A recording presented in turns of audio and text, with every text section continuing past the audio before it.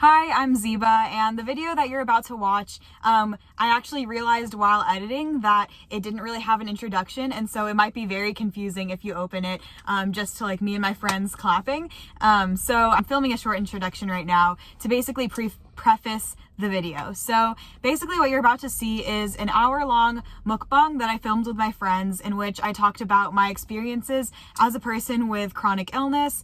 I have achalasia, which is a chronic esophageal motility disorder, and I'll get more into what that means in the video. That's what you're about to watch, so to avoid any confusion that you might have from just if I didn't film this and you just open the video. And I'm Dominic, Zeba's chauffeur. Yeah.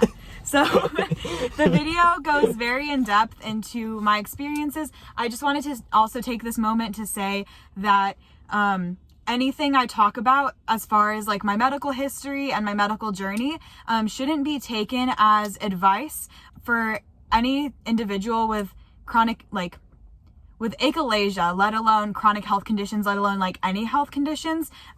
Every single individual has a unique experience with like getting diagnosed and the procedures for that, with their treatment, with like how the illness progresses, with everything that pertains to it. It's very individual and different and unique. So I don't want anything that I'm saying to be taken as medical advice or a standard that everyone should follow for how you go about treating your health issues.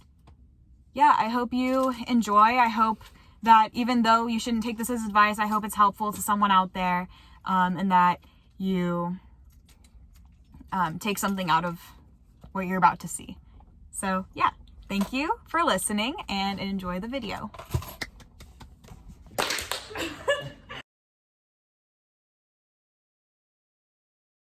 Achalasia is an esophageal motility disorder. It's chronic and it's also autoimmune. So what that means is that basically in a normal person's esophagus, it like goes straight down and then it kind of closes off at the end before the stomach area, because that prevents like acid. It prevents acid from going back into your esophagus, which is what heartburn is basically.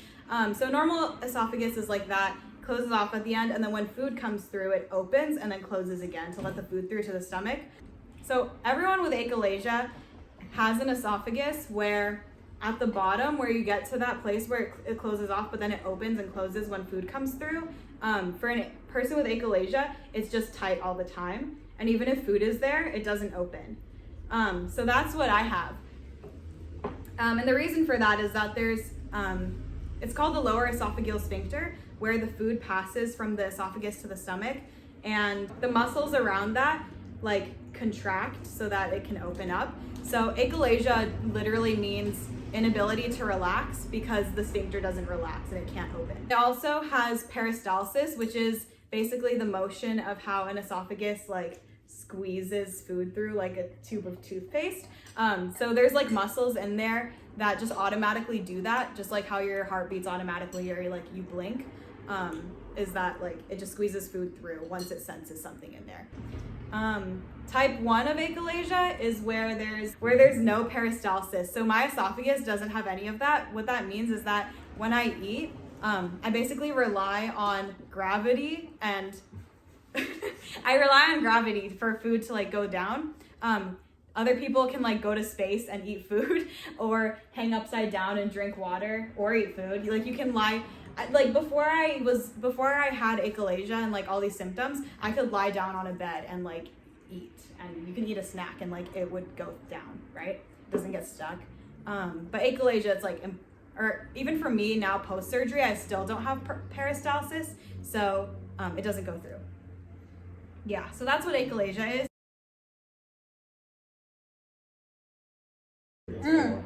I need to preface this with this also. Every time I eat, it's like kind of hard for me to eat and talk at the same time even now. So it's like I have to, so I rely on gravity and also like drinking a lot of water whenever I eat to push food down because there's none of that like motion. Sorry. Another thing. I said that I have to drink a lot of water and stuff, but I also like, I don't know how to explain it. Okay, insert like a compilation of me doing it throughout the video right here. Yeah. Exactly. It wasn't like I was going around the No, obviously not. Hey, Oscar. Nice. And I'm gonna refill my water again. Because there's so much ice. Yeah, there really. It came out. So, sorry. Pay attention. You know about this. What are we talking about? How when I eat and I'm the oldest. Yeah. Oh yeah. Have you Well, I noticed? just assumed that was you. Just Well, like that's because you people guys went covering to their mouth when they elementary. chew is sometimes just like respectful. So I Yeah. just assumed you were being super respectful. But it's after you chew. Yeah, no, it's like a burp, but it's not a real burp. And so this video is for me to kind of share more about like my personal experience with achalasia, for like a couple of purposes. The first one is that I want to post this in the support group that I'm in on Facebook, because back when I was like being diagnosed, there wasn't really any good information I could get from like patients with achalasia. I could only find information from like doctors who also didn't know that much about it because it's pretty rare. The support group is like pretty big now, but I thought that it would be really useful to be able to have something like this to have watched. Also for like other teens who have achalasia, because a lot of the people are older, and I know there's a lot of parents in the support group who might want more information for their kids. The other reason is just this is like a personal thing. It's like I feel like as time passes, I've been forgetting kind of like what went on and what I had been through during like the times when I was really sick.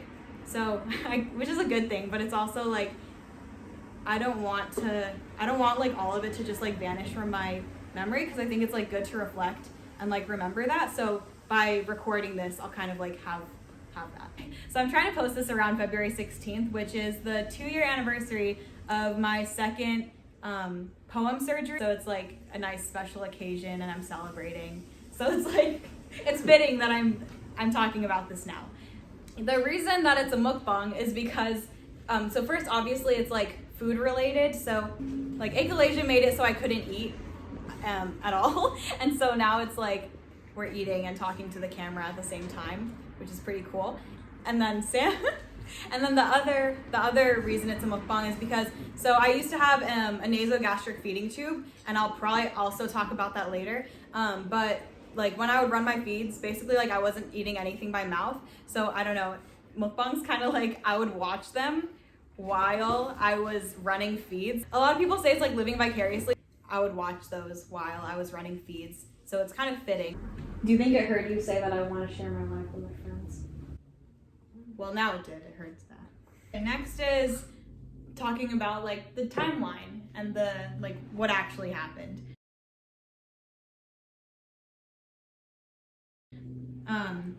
Okay, so first symptoms. So my first symptoms started in January 2017. Around like December 2016, January 2017. And it started with like, I would eat and then there would be like weird gurgling sounds coming from my throat. That sounds strange. It's like a burp, but you're not burping. It's just like happening. And so I felt like, basically I felt whenever I would eat, like food was stuck, but not food. I would describe it as like, it feels like air is stuck in my throat right now. And so I think I told my sister first probably, and she was like, oh, I don't know, that's weird. And then about 2 weeks later, it was still happening. So like I told my parents and they thought it was weird too. So we went ahead and scheduled an appointment with my primary care physician, so my pediatrician. We went to her and she like asked me to like talk about my symptoms and stuff. And I explained it and she said, oh, that's like interesting and strange. She said it could be like acid reflux. So she went ahead and prescribed me Pepsid. And she said like there's no negative like effects of taking it, so it doesn't matter, like you can take it and we'll see if it works. If it doesn't work, that means it's not acid reflux. So I took it for, I don't remember, maybe like a month, and nothing really changed. If anything, it was like happening more, like the gurgling sounds were happening more, and it felt like it was progressing, and it felt like stuff was actually like stuck in my throat. It just felt like something was stuck and then it would like go through eventually. So then we went back and she said that I should get a barium swallow done. So barium swallow is like one of 3 primary diagnostic tests for like dysphagia, which is like difficulty swallowing of any form. So I went ahead and did that. So basically a barium swallow is when you are given some sort of contrast. So it's either like, it's like a chalky substance. It's like a milkshake, but gross. Like it's really gross. It's like a milkshake, but it feels like there's sand in it too. You're on an x-ray machine and then you swallow some, and then that's when they take the pictures, and that way they can see it. Like it lights up your throat, like your esophagus, as it goes down, because it's like has the contrast now. So I did that. And then we got the results back like a couple weeks later. It seems like it's kind of weird, but it looks mostly like a normal esophagus. So we're like, okay. But then there was one comment which said like, could be early signs of achalasia. So that was the first time like the word achalasia popped into like our lives. Yeah, our Like, and by our, I mean, your family, right? yeah, me and my parents, The family my family, dynamic. my parents and my family sister and life. I. Yeah. I think we Community. went ahead and Googled it, and then we talked to our PCP, and she said, yeah, but it's really rare, so it's like very unlikely that it's achalasia, because it says like could be early signs of achalasia, so it's like, okay, it's probably the chances are really low. Then like symptoms continued persisting, so then we talked again, and she said she recommended us to an GI, gastroenterologist, but we got recommended to Beep. Okay. like Beep. children's hospital. So Yeah. we ended up going there, and then Beep. Okay. oh my god. Or you can do like You can the bleep that. beep. Oh yeah, okay. And, like, So the dolphin noise. Oh, you can use. Look, I'll give you a sound. Beep. Okay, you can okay, use that one. so that's where I met wait, I don't want to have to edit it, so I'll just say that's when I met Dr. Beep. So he was a gastroenterologist for kids. He was like one of the dudes who had like worked with kids with achalasia before. So they recommended me to him.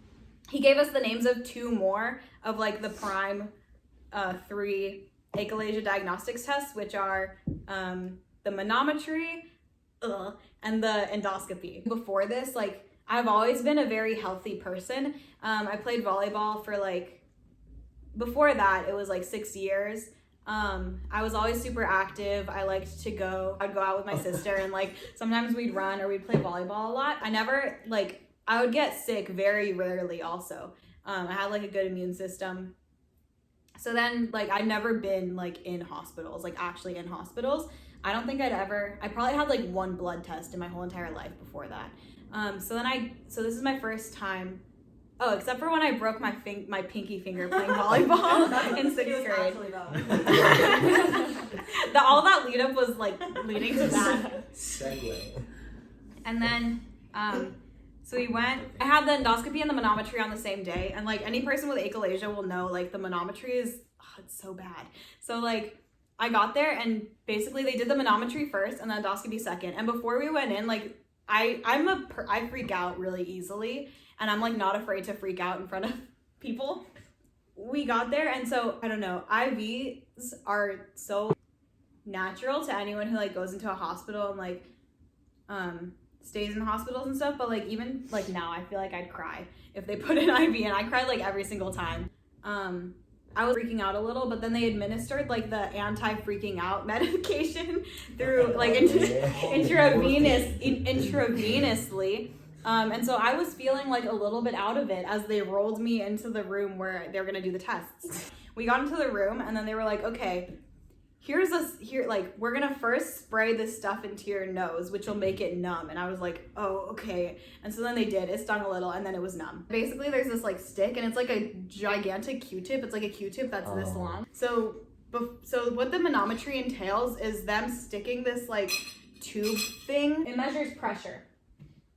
So that they put it basically goes like through your nose and then down through your throat into your stomach. Before they like put the actual one in, they give you this Q-tip and you're allowed to do it yourself. Oh. They make you do it yourself because they don't want you to freak out and like slap the doctor away. So they say, okay, whenever you're ready, put the Q-tip through your nose. And I'm like, oh, and they're like, just put it straight back. And I'm freaking out a little bit. But now it's time for the real part, right? So they have like the tube, whatever, hose thing. And yeah, just like went and had to put it straight back, and he's like, okay, when we get to your throat area, you're gonna have to like swallow a lot of times so it can like go down easier. So then I started swallowing and went down. I went through, and I think they checked to make sure that was like in my stomach and not like coiled back up in my esophagus, because that's dangerous. Yeah, so then the test started. I actually had 2 manometries. By the time of my second manometry, I was less freaked out. I was like, okay, I've like done this so many times before, so it was like normal. But the first time it was definitely freaky. After that, they do the endoscopy. Endoscopy involves them going in with a camera. It's exactly what it sounds like. So it's basically so they can have a look around and take pictures of what's going on in your esophagus, because at that point they were saying, okay, it could also be like bacteria, but if it's bacteria, then they can see it through the endoscopy. So that's why they wanted to do that test, so they could like potentially rule out bacteria, prevent like making me have dysphagia. So I had the endoscopy done. Since you have to be put under for the endoscopy, they basically like, if there's food in your stomach, then you have the potential to aspirate, which is when food goes back up and enters your lungs, and you'll die. So they so I thought it was done. They pulled the tube out, and then they're like, oh, here's another one, a thicker one, and it's a hose this time. So they vacuumed the contrast liquid out, basically, so that I didn't have anything in there. So then they hosed it out, and then they put me under. I fell asleep, and I was like in this position, like literally in this position. They were like, you can sleep now. I'm like, okay. And so I'm like pretty out of it, and I just like fell asleep immediately. I remember falling asleep immediately. Anyway, so then they did it. I fell asleep, and then I woke up, and it was over. About, I want to say like another 2 weeks later, we got the pictures back. We got the results, and they said, yeah, you have achalasia. You have like early achalasia. And I was originally diagnosed with type 2, which is you have peristalsis, but it's like not consistent. It's like weird. Like instead of it being like smooth and like pushing through, it's like basically. So that was one.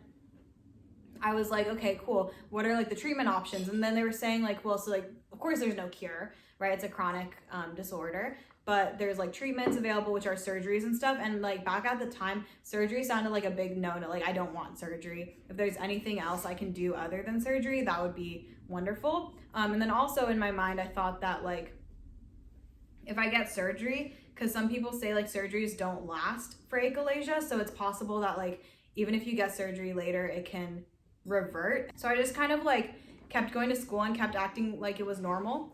So I was diagnosed officially April 2017. And then that summer was when my symptoms really like started progressing.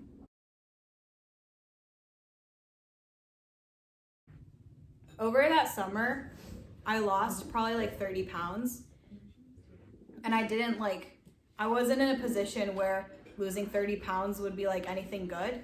So, I like lost 30 pounds, and then I came back to school, and I was like significantly, I don't know, I feel like I look different. What do you think? Okay, so Sophia has been my friend for a long time, and so she knew me like before anything, and she also like knows me after. So like, do you remember like, did we even hang out that summer? Like, do you remember like seeing me at school after? Yeah, so I remember she got back to school, and like, you lost a lot of weight, and it was like easy to tell, and it's to the point where like some like our closer friends from like middle school like asked about like, what happened to Ziba, like what did she do, you know? Yeah. But yeah, so I was just like, oh yeah. I think like at the time, some people would like assume things like maybe like an eating disorder or something like that. It's definitely a common assumption. Is that like I had an eating disorder or something, which wasn't the case. And so then, yeah, I started like kind of distancing myself from people at school. I didn't like immediately off the bat like just tell everyone. My friends like over the summer between freshman and sophomore year consisted of like some volleyball people. So they kind of saw me like get worse. And so that summer I was really excited because I never played club before, and I wasn't playing club because it's super expensive, but I got to go. I was signed up to go to the volleyball camp, which is like really good for setters. And I really, really wanted to go because it'd be my first like actual professional volleyball thing, but my health was declining and I was losing a lot of weight. So of course the doctors said no, and then I had to like drop out of it, which was really sad. So volleyball tryouts are like 2 weeks before school actually starts because it's a fall sport.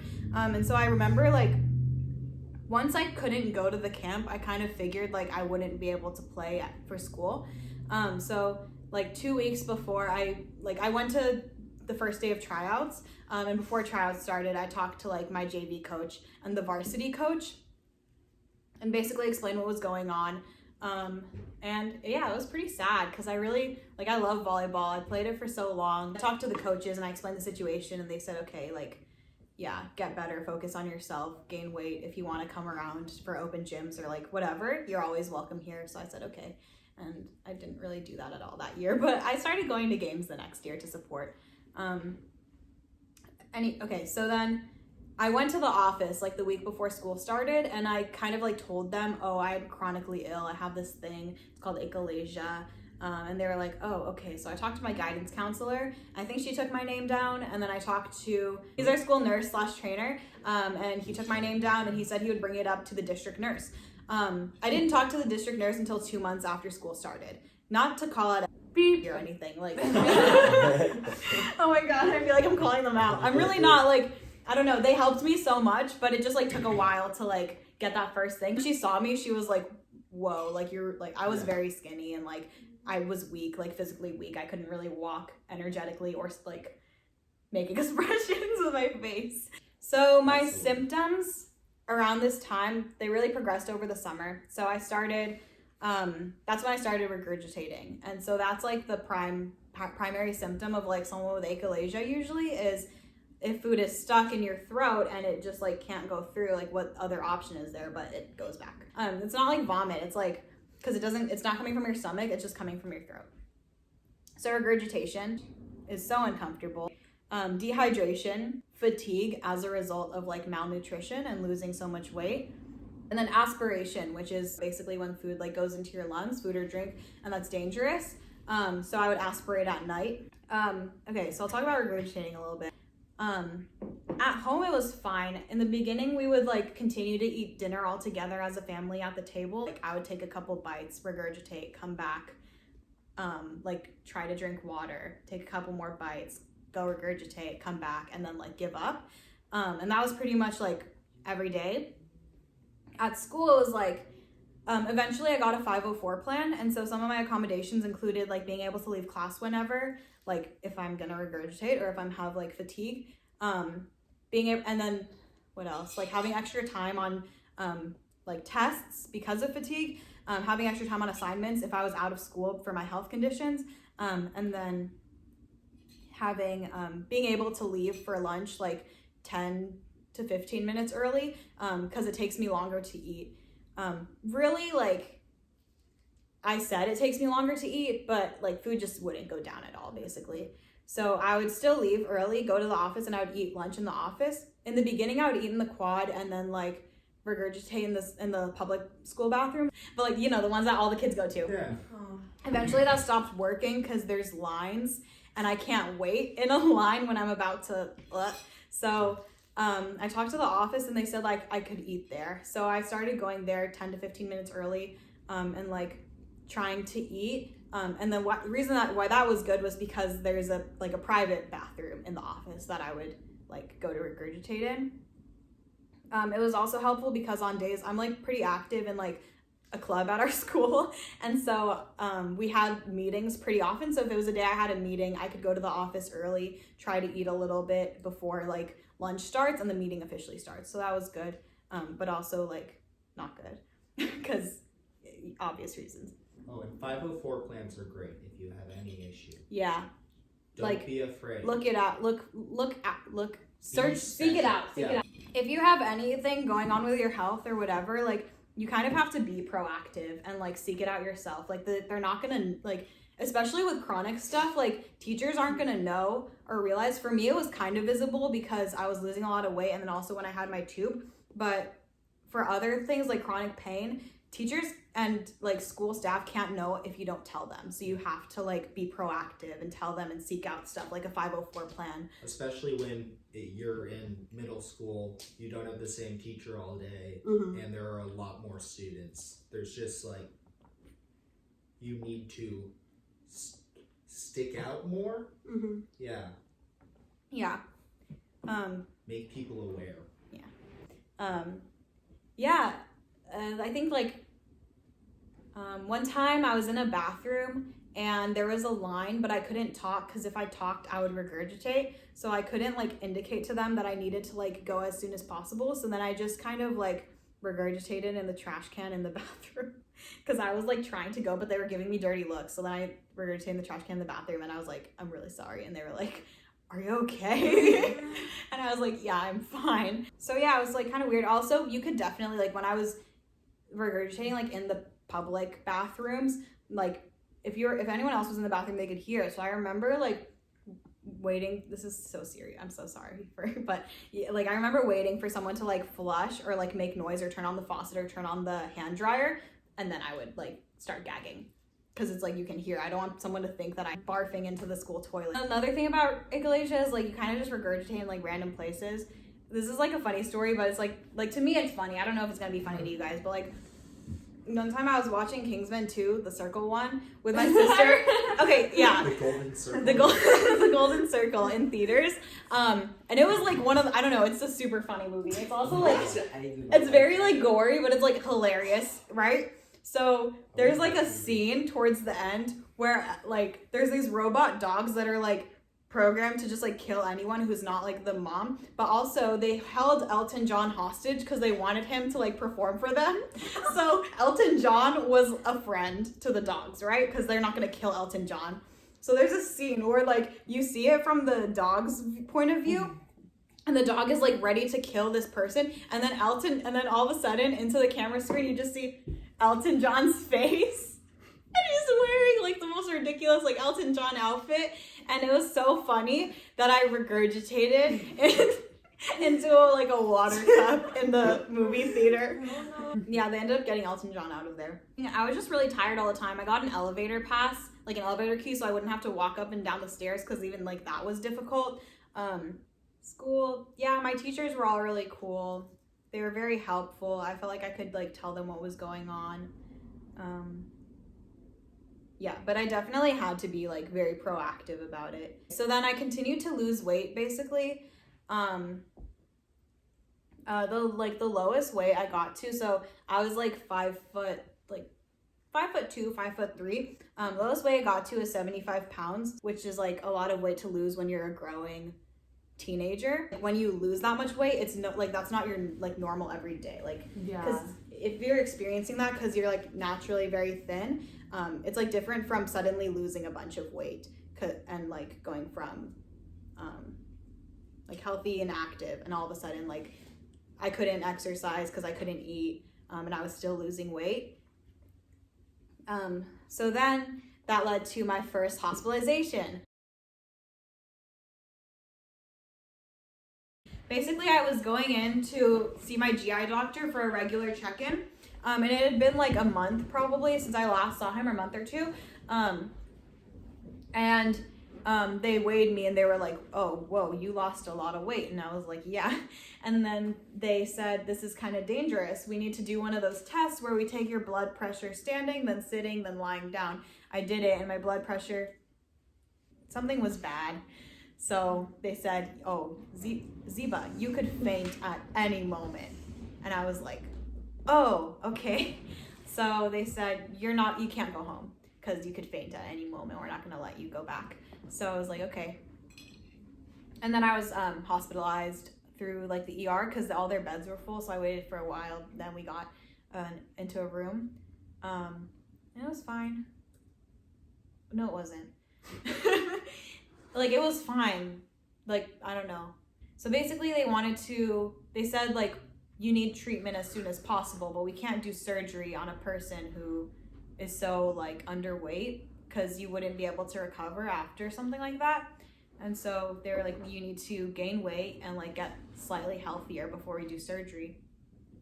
So I was in the hotel. I was in the hospital. So I started with getting nutrition through IV.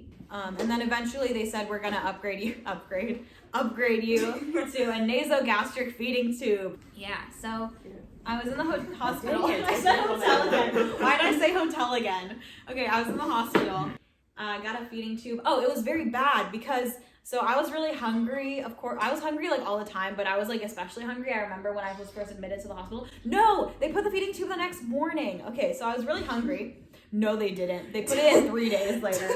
Hold on.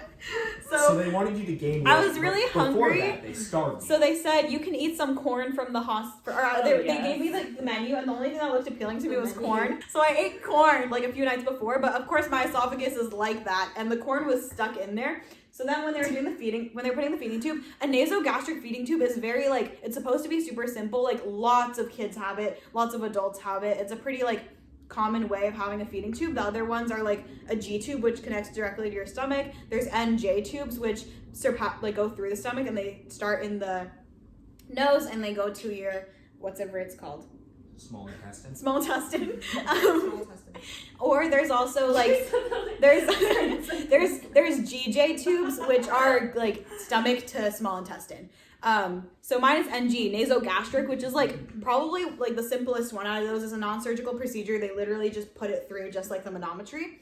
But since my esophagus is shaped weird and it's like closed off at the end, they have to do it under an x-ray so they can make sure that it actually went to your stomach and didn't just coil back up. Because then if you put food or liquid through there, you will aspirate. So I don't know why they didn't have like one of the doctors or like a GI doctor or like someone else help administer, or someone who knows what achalasia is. So the radiologists were doing it and they didn't know I had achalasia, and so they were like, we don't even like need an x-ray. And like I had to be proactive and say, no you do, because like I have this condition and this is what my esophagus looks like. And they were like, oh okay. So they start doing it, and basically like as soon as they like put it through and it like went to my esophagus, I regurgitated like everything that was in there, which was like corn and like saliva. It sounds gross, but it's true. It was really gross. But then it was in, and I went back to the hotel. Why do I keep saying hotel? The hospital room. That's when I started getting feeds through the nasogastric tube. So then people would always ask like, oh, you have an NG tube, so like why are you regurgitating? It was because like saliva couldn't pass through my esophagus, so even if I was not eating anything in my mouth, I would regurgitate saliva regularly every day. Eventually I stopped having the IV nutrition. They were doing like mostly IV, a little bit of NG in the beginning, and then we ramped it up so that I would like only be relying on NG tube. So after the first day of me having the NG tube, I woke up the next morning and I was so puffy. My cheeks are like all puffy. My legs like suddenly like puffed up so much. My hands were super puffy. And like my stomach was super puffy. And then the doctors came in for their morning visit and they were like, oh, you're bloated? I'm like, yeah. And they're like, that's normal. See, that's called water weight. You have refeeding syndrome. Basically what refeeding syndrome is, if you're malnourished, like if your body's in starvation mode for a long time, once it starts like getting out of starvation mode and getting all the nutrition or whatever, it's all of a sudden like, I want everything, because what if I starve myself again? So it's like, we need to keep everything now, just in case if we get starved. So I gained like 10 pounds overnight, which is crazy. It's like so strange to me that how that's even possible. So I gained like 10 pounds overnight. It was crazy, but I was feeling better. Eventually I stopped having the IV. They didn't take it out, but they unplugged me from the nutrition thing. They didn't take it out because like I still needed like medication sometimes. So my first hospital stay lasted, I think 2 weeks, like about 2 weeks. So not super long. That was the longest I stayed in the hospital, like throughout the whole thing. Yeah, so I started going to hospital school, which was cool. I remember like the kids were all so fun. And then at the end of every day of hospital school, we all play like a board game. So that was really fun. So then I think on like the 3rd or 4th day of hospital school was when they were like, this is weird. Like your refeeding syndrome hasn't naturally like dissipated. Yeah, because so I was still puffy basically. And I was still like gaining weight faster than I should have been, which is dangerous because if there's a lot of like water weight in your like tissues and in your cells and in your body, it's fine if your hands are puffy and it's fine if your feet are puffy, but if your lungs are puffy, you will die. So that's why they make you stay in the hospital if you have refeeding syndrome. But it's like very unlikely that you'll die because you're under like close monitoring from the hospital. Kind of dangerous now. Like we need your body's like naturally adapt to the fact that it's getting nutrition. But they couldn't do it naturally, so they gave me the medicine, and it basically like makes you pee a lot. Yeah. Oh, this is kind of uncomfortable. I'm It's sorry, a guys. laxative. I'm sorry. It's like a laxative, but it forces the water out of your cells and into like wherever it's supposed to be. I was discharged like 2 days later. Yay. So I left with the feeding tube, of course, because I still needed to gain weight, and we had set a date for surgery. I don't even remember what day it was. I think it was in November. I don't even remember. The feeding tube formula that I had was called Osmolite. You can't put Ensure through a feeding tube because it has sugar. but you can drink and Yeah. So like Osmolite didn't have sugar.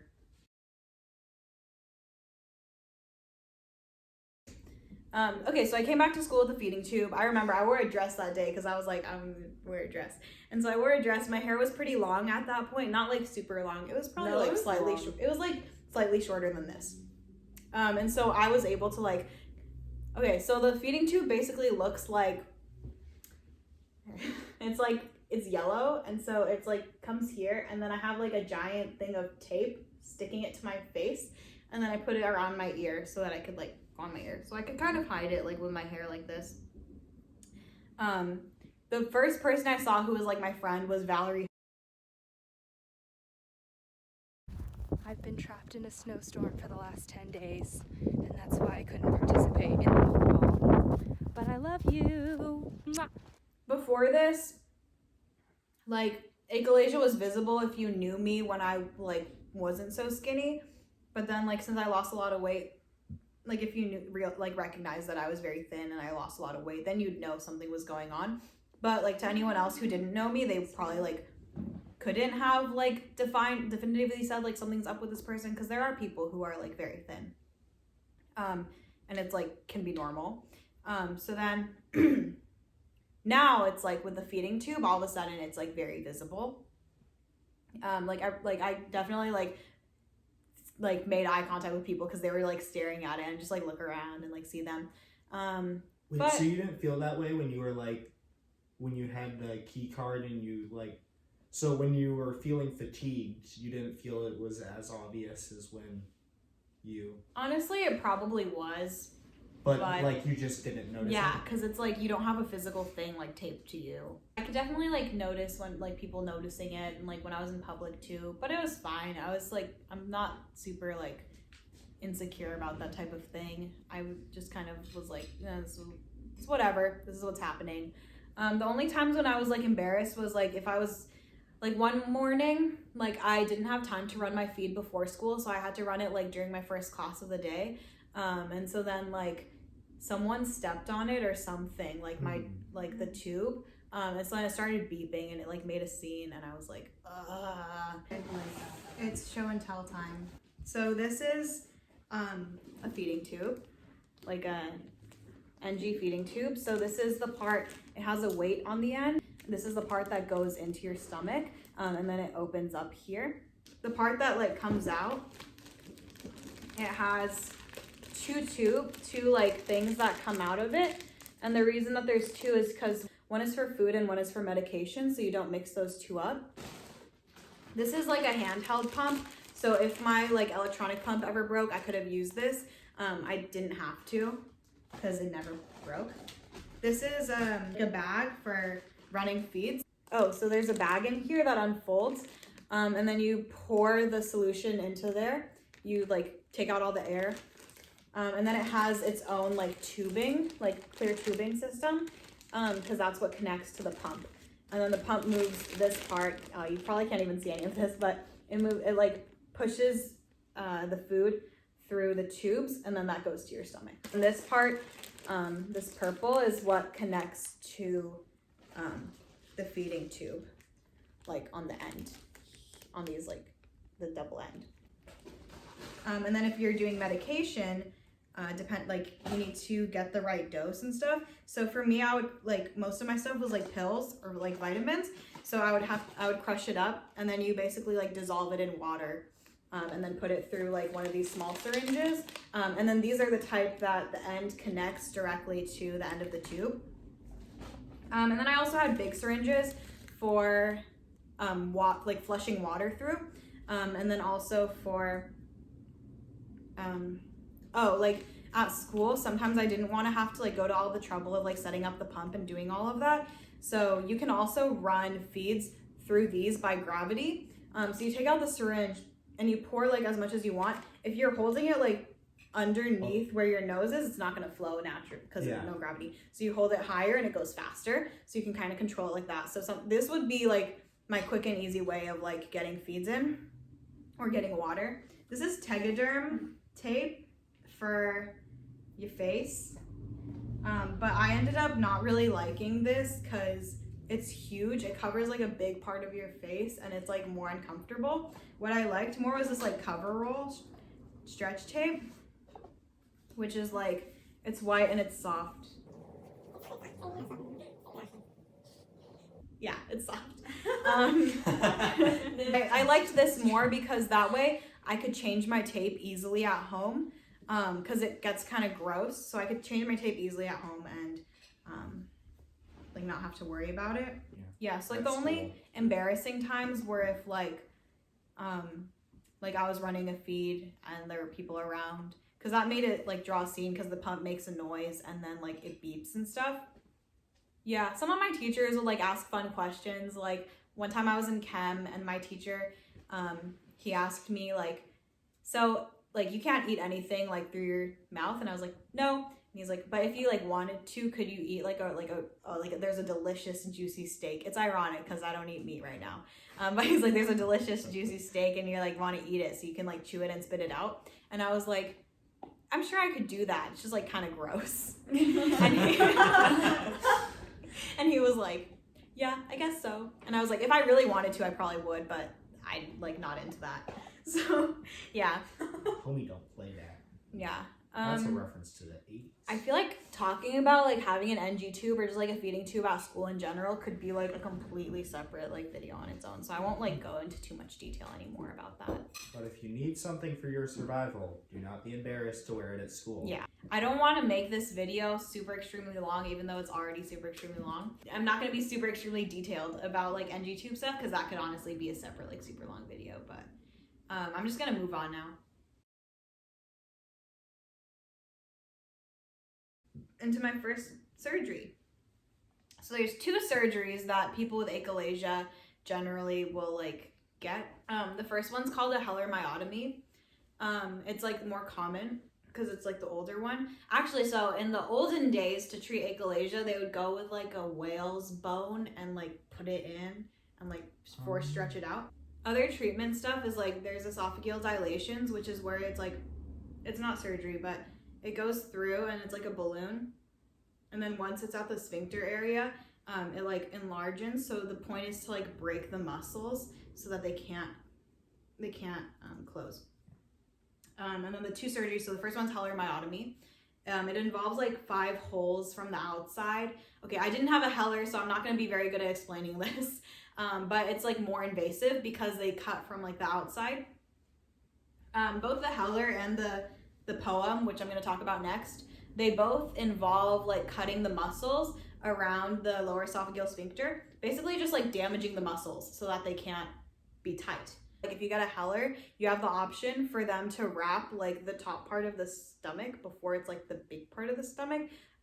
Take that and wrap it around the esophagus so it's not just completely open, because if it's completely open then you're prone to acid reflux. So my surgery is the peroral endoscopic myotomy, or like the POEM because that's what it stands for. That one's less invasive because it goes from your mouth. So it goes, oh, here we go, peroral, through the mouth. Endoscopic, so like in with a camera. Myotomy is like cutting. The healing process is way faster, and they had it available. Like a lot of hospitals like in America either don't have it, or like for some patients their insurance won't cover it, but our insurance covered it. I'm like very fortunate for that. And because I wanted to do the less invasive option, like naturally, because it's like you can heal faster and then I can go back to school, because I didn't want to be missing stuff, I guess. By this time, I joined the Achalasia support group on Facebook, and I had seen like so many posts about people like describing like my first sip of water after surgery was like amazing. Like it felt like it went through. Like this is the first time I felt like I can swallow anything in like so long. And so I was looking forward to that feeling. But then I just like didn't get it. I came out of surgery and like you're not supposed to have like swallow anything for a while. And then eventually I tried my first sip of water and I was really looking forward to like that feeling that they were describing, and I just didn't get it because as it turns out, my first poem failed.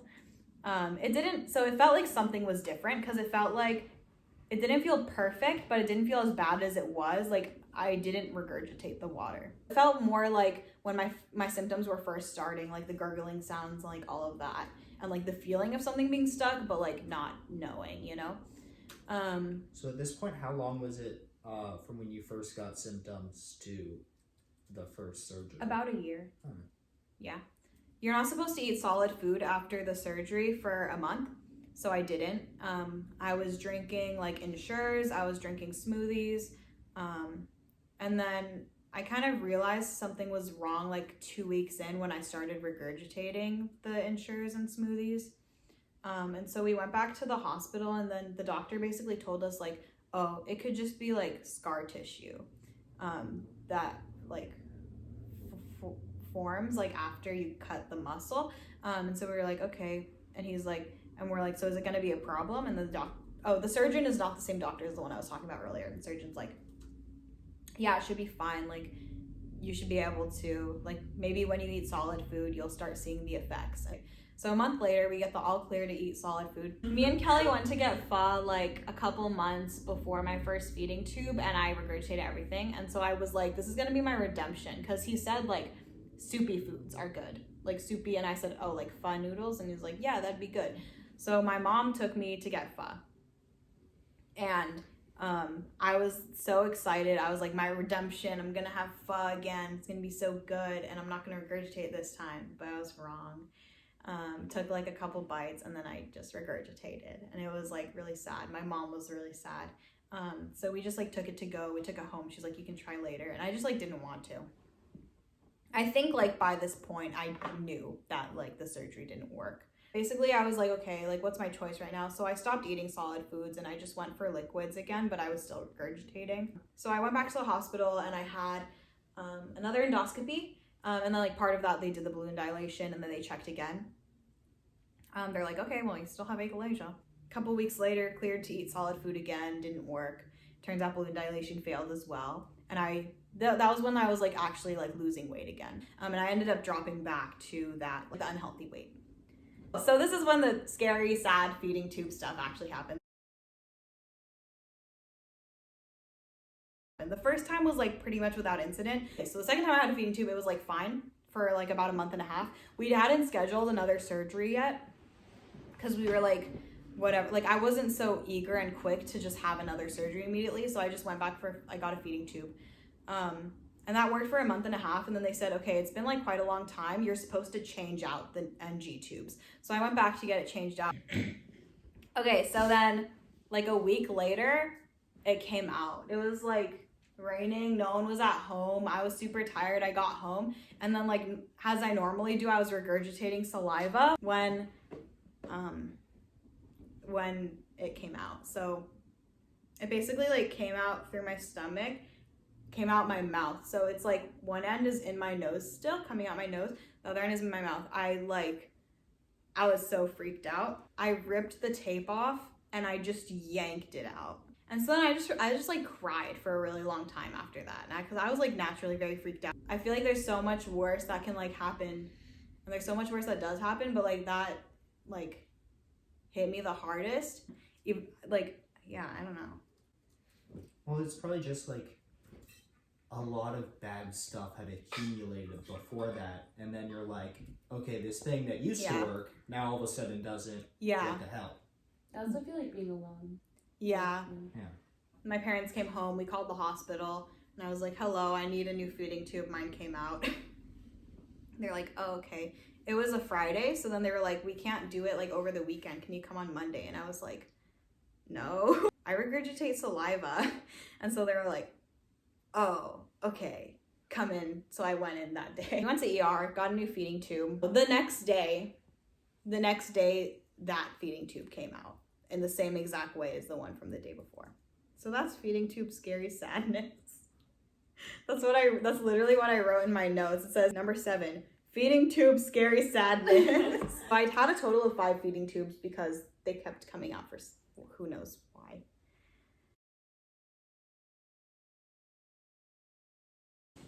February 16th, we've arrived. February 16th is the day I had my second poem. What? 2018. I switched to the adult hospital because I was 15. Yeah. I was 15. So you're allowed to go to the adult hospital if you want. So we switched to the adult hospital. And then this doctor who was super awesome and super cool. Second surgery worked. I don't know what else to say. I had that feeling afterward when I took he didn't even make me wait. He was like, no, you can drink water right now. And I was like, oh, okay. So I did. Stupid children. It went straight through. I think before this I couldn't feel stuff going down. Now I can feel everything. I drank apple juice. Okay, this is what I wrote down in my notes.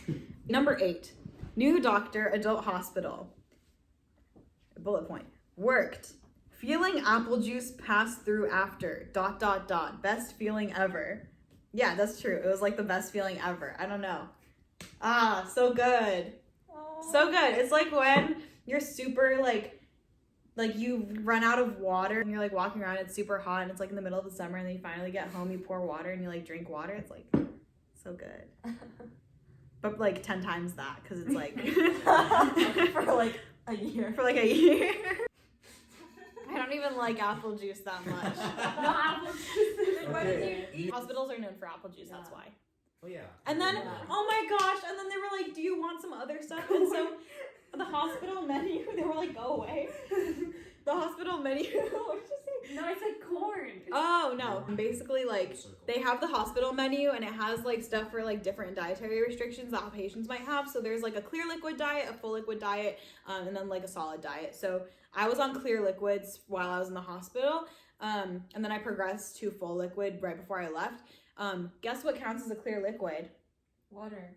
Popsicles. Popsicles. So I had a popsicle. It was so good. And hospital popsicles aren't even that good, but it was so good because it's while I was in the hospital, I had made a list of all the solid foods that I would eat once I could eat again.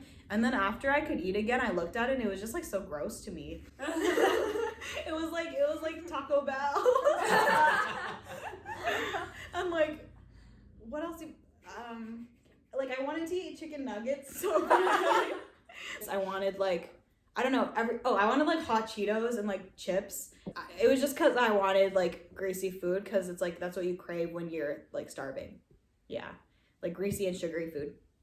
It just seems so gross afterward. I don't think I've eaten half the things on that list. I became a vegetarian. I became a pescatarian. Yeah, I'm pescatarian a couple months after that. I was vegetarian. I've been vegetarian for what month are we in right now? February? For 4 months. Good job, Ziva. Thanks. It's fine. She did. Yeah. For me, it wasn't hard because I don't know. I guess I just stopped enjoying eating meat, and it didn't seem appealing to me after I was better. So when your body goes through changes, you struggle normal people, or it's not weird to struggle with body image issues.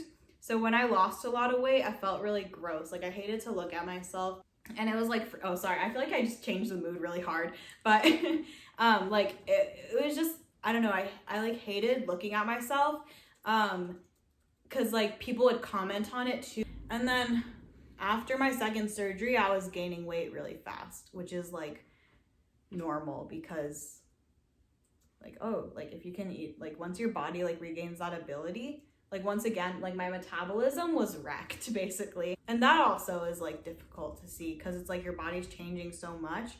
So I definitely struggled with that. It's very common if your physical health deteriorates for your mental health to also be kind of messed up, at least a little bit. So what am I supposed to end the like? You should end it with how you're feeling now. Oh, right. Okay. How I am now. Symptoms currently.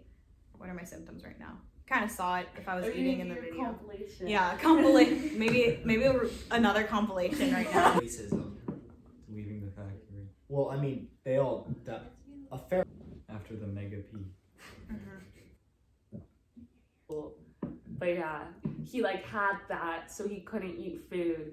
Just If you're watching this video, you probably saw a little bit of it. Like I think I drank like three of these. Each is 30 ounces, so that gives you a good idea of like how much water I drink every day. So I always have water on me. I carry my water bottle around everywhere. So I had a water bottle. Sophia got me a new one because she knows how much I use it. Yeah, it's with me at all times. Unless I'm at home, then I use these gigantic jars of water. mason jars. Another symptom, I regurgitate still, but very rarely. If I'm careful, then it's usually fine. I just have to eat slowly, not be stressed, not be talking too much while I'm eating. Like when I'm eating, I have to kind of like focus on it, especially if it's something that's thicker, like pizza or pasta. If it's something that yeah. As you're I haven't finished a slice yet. Like pizza, pasta, bread is like harder. Things like soup, cereal is easier, of course, because it's like liquidy and watery. Esophageal spasms are a big thing. For like people with achalasia, everyone I've talked to has like different experiences with spasms. Like for me, I get pain like in my back and like my upper back area, in like the throat, like this upper throat area around like the sphincter, and it like goes into my jaw. When do they last now? A couple hours usually. Yeah, I've developed a personal sense of normalcy. So there's no normal if you have achalasia, even post-op. Like I'm never gonna eat like a normal person or like how I used to eat before any of this started. Just cause like my anatomy is different and my like esophagus has changed. But I've developed like my own whatever normal could be. Like so I eat slow. I think about eating. I guess becoming vegetarian has like kind of helped because it's like meat is not, apparently it's not the best for achalasia people. Don't quote me on that. It's like no one actually knows. I tell people, I'm not afraid to like tell people what's going on with me. As clearly demonstrated. Here we are. If you are watching this video. And your TED Talk. Yeah, I'm pretty open. So I did give a TEDx talk. It was called What My Esophagus Taught Me About Empathy, but it basically like gave a very shortened version of what I just said. And then also talked about like instances in which like when you feel like you can't relate to anyone, it's really easy to kind of like isolate yourself, as I did, and I like wasn't talking to people unless I had to. Did you talk about like what causes achalasia? I guess this is a cause. If you have two parents who both have achalasia, you'll have achalasia. But in those types of people, like they don't produce tears, they can't cry. We're gonna get into the causes. So yeah, no one knows. It's a mystery. Recently, achalasia's been dubbed an autoimmune disease. That's fun. All that means is that like your body's attacking itself. So yeah, no one really knows. Like in the support group, we've been talking, like trying to figure out like a common link between us, but there just like isn't one. Some people were saying like, oh, if you hit your head early as a kid or got into an accident, which actually I did. I had like a bump, but like a lot of people have a bump because they hit their head and like nothing happens to them. Oh wait, what I've learned. Sorry, I need to talk about what I've learned real quick. I wrote, my life is wonderful. Look at my friends. Aww. Wow. Thank you so much, Zila. Thank you, friends. But I don't know. So like basically like don't isolate yourself from people. It's good to have people around you, and even if they can't relate to like what you're going through, it's nice to have someone who's willing to listen, and there's always going to be someone who's willing to listen. Isolating yourself is not like the best option most of the time, no matter how independent you feel you can be, because it's important to have someone who's with you through those types of things, like at least one person, so that you don't have to bear like the entire burden of whatever you're going through. What else have I learned? That's like the big main takeaway. Ask for help. Like ask for help. if you're afraid to ask for help, don't be. I know, I felt like I shouldn't ask for help, even like, because it's like, it's whatever, I can deal with it myself. And I definitely made achalasia seem like it was a lot less of a big deal than it actually was, because I was like, there's way worse out there. Of course there is. There's always going to be worse. But that doesn't mean that you're not also having a hard time, and that you like don't also need help. It's good to like share your story and like connect with people. Cherish those around you, your friends. Cherish your friends. Like overall, I just learned like how it is to be an individual with chronic illness. There's a lot of people out there with some form of chronic illness. That includes like mental illnesses as well. It's anything that lasts longer than 3 months basically is a chronic illness. So there's a lot of people. Everyone's going through their hardships in life. It's like not about, this is so cliche, but it's not about like what's happening. It's about how you like deal with it. Yeah, everyone's going through their hardships in life, so like don't be afraid to reach out to people and like ask how they're doing, and like because maybe they don't want to like just go and tell you like I am feeling really bad, because like who would do that, like just like go up to a random person and be like, yo, I'm feeling so like crappy right now, unless you start the conversation, ask how they're feeling. So it's really important to like check up. Even that, like a lot of times people will be like, how are you? And if you say anything other than good, sometimes you'll get that look on their face where they're like okay, oh darn, I stepped in a trap. Yeah. There was an admin like who would always ask me like how I was feeling. I'd be like, I'm fine. And then she'd be like, are you, like in the beginning I'd say I'm good, and she's like, no, you're not. And I'd be like, yeah, I'm not. And eventually I started telling her like how I actually feel. And then I met with her like before school started this year again, and she was like, how you feeling? And I was like, I'm great, like I'm feeling so good. And I genuinely was. And she was like, yeah, like when you smile now, you actually mean it. And it's like so fun to see. And I'm like, oh, that's really nice. Okay, I think that's good. I think the video's done. Yeah. What's the outro? Oh, That was the outro. oh, I have a good idea for, Like a thing, for like though. the final thing. Yeah. So you know how we clap from the beginning? Yeah. So you know Just in like this. like the fancy places where you like clap twice and the lights turn off. So you clap twice and then you like Wait, so turn it like the black. clap on, like the light thing from the Yes. 80s? 13, 12, 11, 10. Yay! Yay. Sayonara. Yay! You did it. Wow.